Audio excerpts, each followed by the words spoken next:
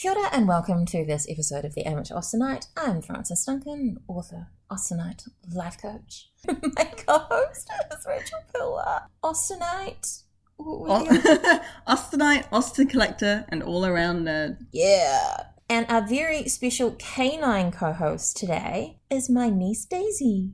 She doesn't really bark. Today we're discussing chapter 15 of Emma by Jane Austen. So shit goes down. Up until the end, I feel like this is the most dramatic chapter. Oh my god, it's snowing and everyone panics over a little bit of snow.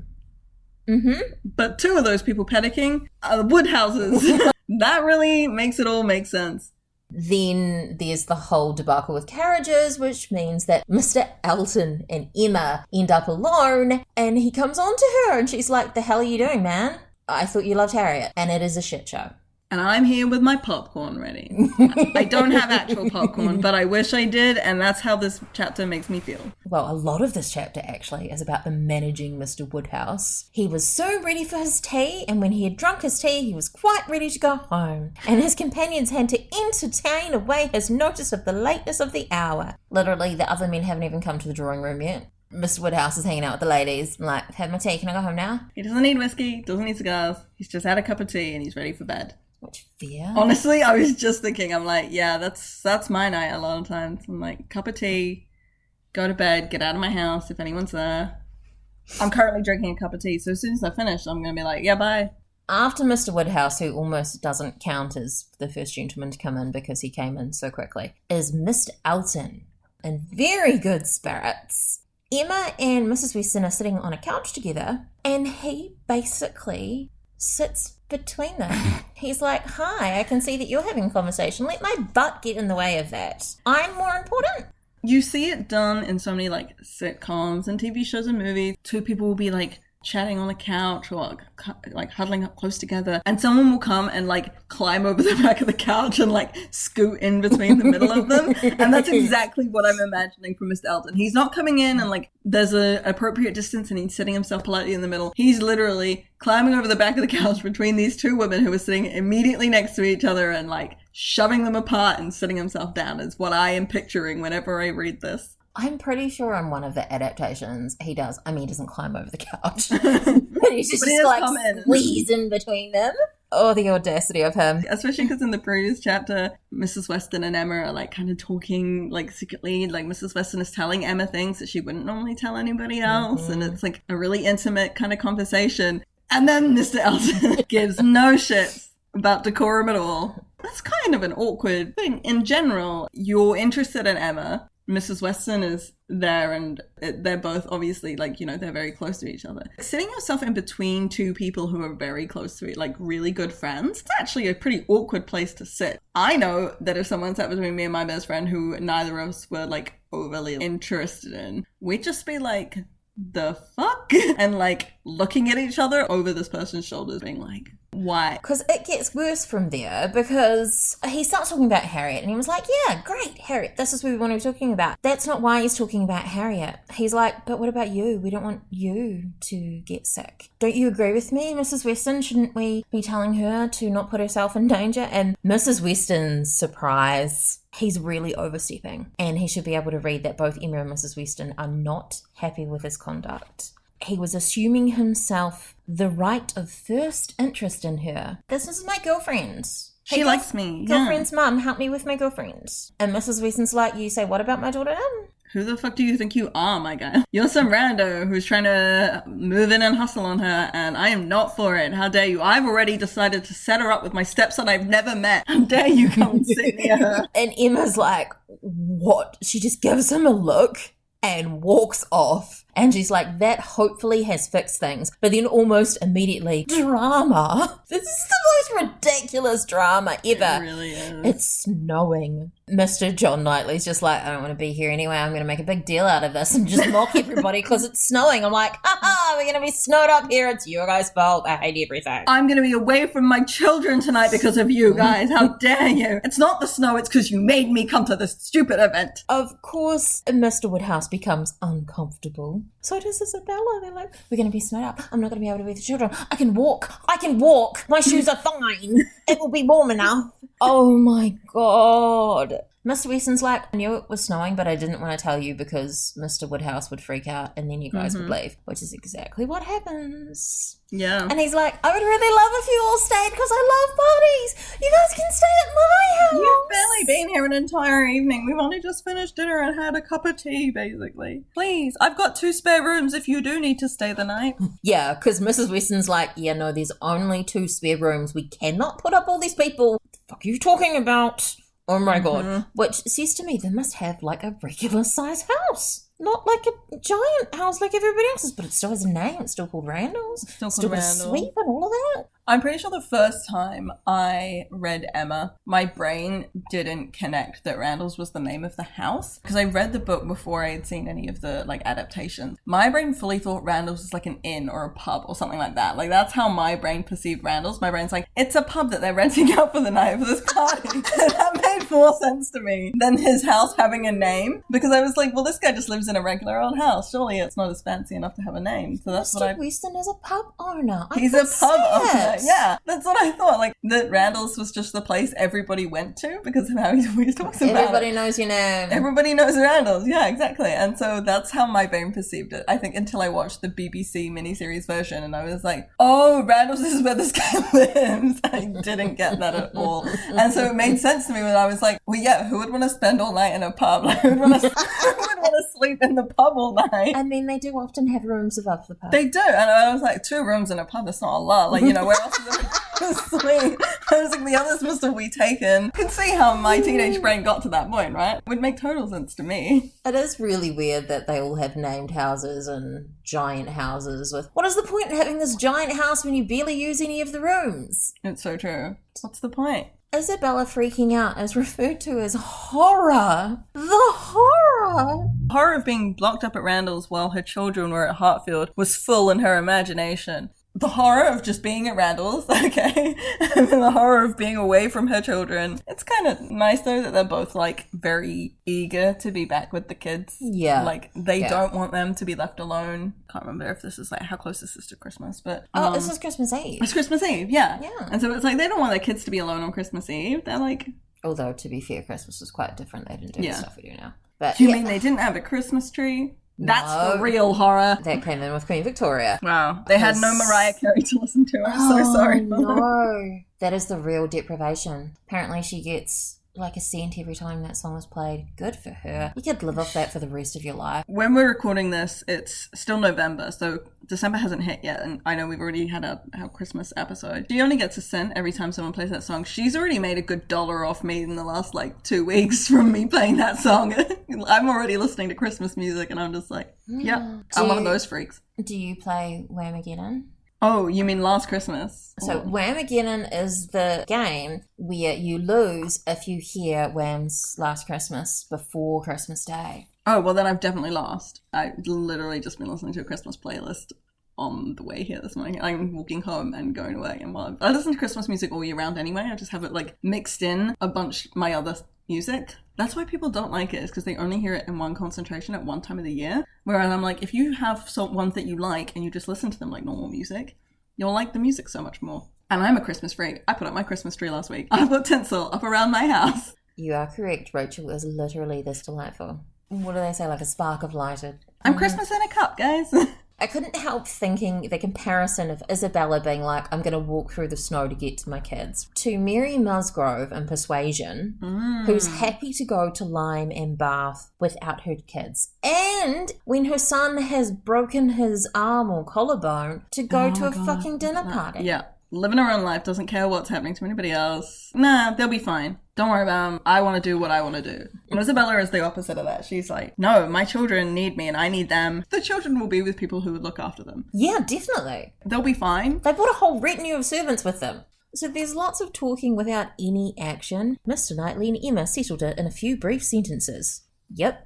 They're onto it, they know how to deal with their family, and you can see how well they work together. And it's not the first time that we see them managing their relations. Yeah. Settled it in a few brief sentences. Your father will not be easy. Why do you not go? I am ready if the others are. Shall I ring the bell? Yes, do. Just 4 sentences. They have everything sorted out. They know exactly. Everyone else is just running around going, we should leave. We should really leave. It's snowing. And everyone must know, like, let's do it then. The 2 people who would keep everybody alive in the apocalypse. Mr. John Knightley accidentally gets into the carriage with his father-in-law and wife. He's used to being with his wife. But that means that Emma is alone in a carriage with Mr. Elton. Again, the real horror. Previously, it would have been a pleasure for her. They could have talked about Harriet.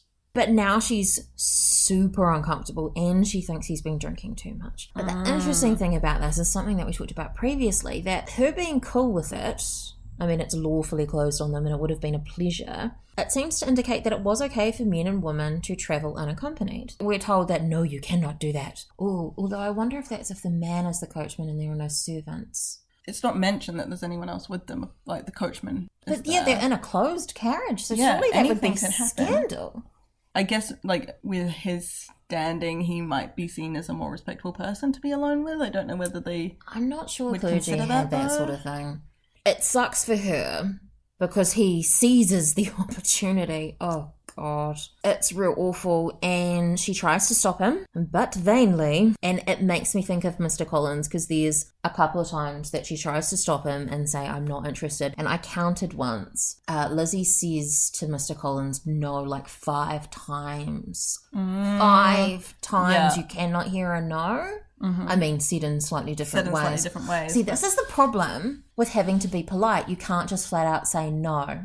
You can't just say, no, get away from me. Mr. Collins was really gross with this. He knew she was saying no, and he's like, yeah, but a better offer might not be made to you, you know? Like, don't reject me, because, like, you'll regret it. I feel like Mr. Elton does, like, he does a pretty much very similar thing, doesn't he? Why do you think I'd be interested in Miss Smith? Because she's very clear, like, I don't understand what you're doing. I'm not Harriet. He's like, the hell would I care about her? But you like Harriet. That's what I've been watching happen. You have made yourself too clear, Mr. Elton. My astonishment is much beyond anything I can express. After such behaviour I have witnessed during the last month to Miss Smith, tensions I have been observing, you're addressing me like this. This is unsteady. I'm very far from gratified in being the object of such profession. He's like, what? No, I never cared whether she were dead or alive, but as your friend. Ugh, disgusting. I mean, that's a terrible way to ingratiate yourself with someone. Be like, I don't give a shit about her. Yeah. One of the people that you care about in this world, don't care. She could die. I'll be fine with it, yeah. Let's hit her with this carriage run right now. Be very happy. I'd be sad because you were sad, but I wouldn't care about her. Who can think of Miss Smith when Miss Woodhouse is near? Ouch. Yeah. Harriet's prettier. You gotta remember this. Yeah, it's true.